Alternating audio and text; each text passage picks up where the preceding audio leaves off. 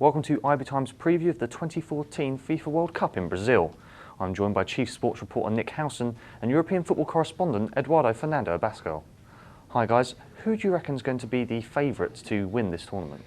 I think you can make a convincing argument for probably only three teams. Certainly the host Brazil will be among them. They're, home favourites. The pressure, yes, but we've seen from other host nations that it certainly galvanises them. And Brazil certainly have a team capable of going far and winning the tournament. On paper, you'd say that probably Argentina have probably got the best squad, name for name.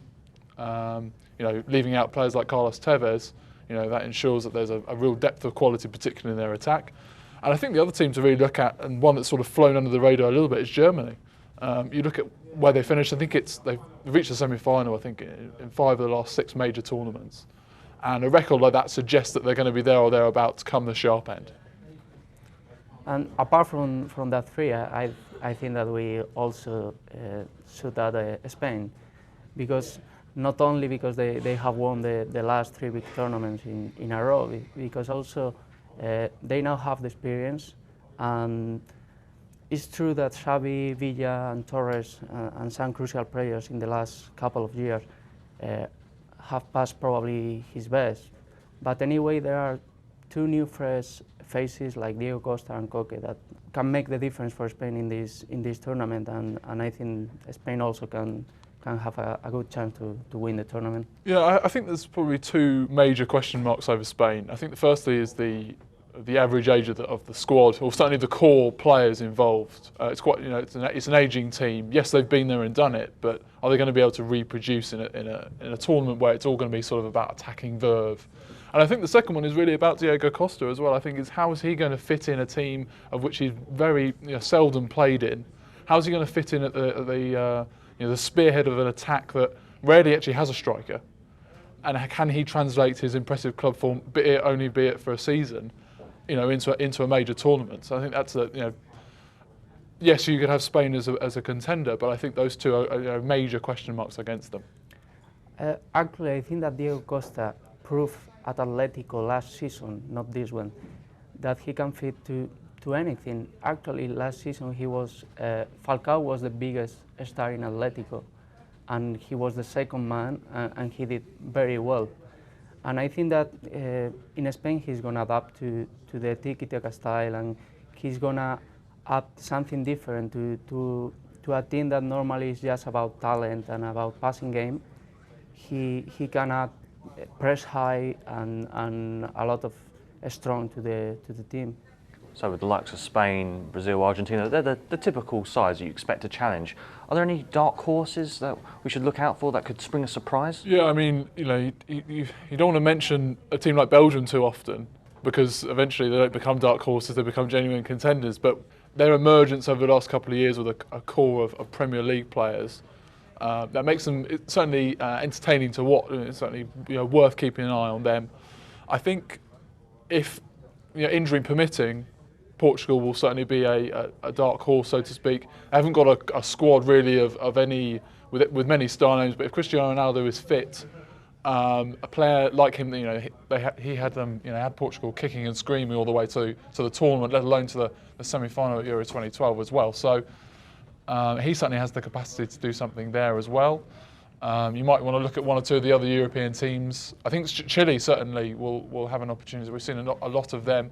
And they have the style to sort of break teams down in the Brazilian heat. And obviously conditions will be to their liking as well. And I think their group is relatively fortunate too. Yeah, and apart from Chile and Belgium, I think that Ivory Coast can have a good chance. They actually deserve to be in the last 2 World Cups. They deserve to be in the knockout stage. But they were drawn in the group of death in both tournaments, and they couldn't do it. But now they are in a quite easy group, and I think that Touré and Drogba have the last chance to do something big in the World Cup, and I think they can probably not to go to semi-final or even quarter-final, but they can do the surprise of the tournament. There's certainly sort of 3 groups, isn't there? I think in that stage where the team who finishes second are very much an outsider, and you know they really only they only need sort of 2 wins in the tournament, they can get to the quarter-final. So I think it would not be a surprise to see a real minnow sort of make it as far as maybe even the last 8. Sure. And when it comes to the tournament's past, it's players that become stars. They can make their own impact on a global stage. And there's a lot of players that could well do it this time, from the likes of Messi to Ronaldo to even Wayne Rooney. People are talking about this is his final chance. Who's going to light up the tournament and who's going to come away with the golden boot? I think in terms of the top scorer, I think look at the sort of look at the group stage. Who's going to plunder? Who's going to get the goals against? Who's got the one-sided group? And you look at Argentina's group, you can see them sailing through there, and over 2 goals a game in their on the way to qualifying. So you suggest that they can get some goals there. And I wouldn't look at Lionel Messi, who had a bit of a shaky end to the season. Look at someone like Eduardo Higuain. He scored one fewer goal than Messi did in the qualifying, and yet he played 3 less matches. Someone like him, they're going to create so many chances, Argentina. The other guy I guess you've got to look at is Neymar with Brazil. They've got a very similarly simple passage to the knockout phase. He's very much going to be the face of this World Cup, and there's pressure on him to deliver.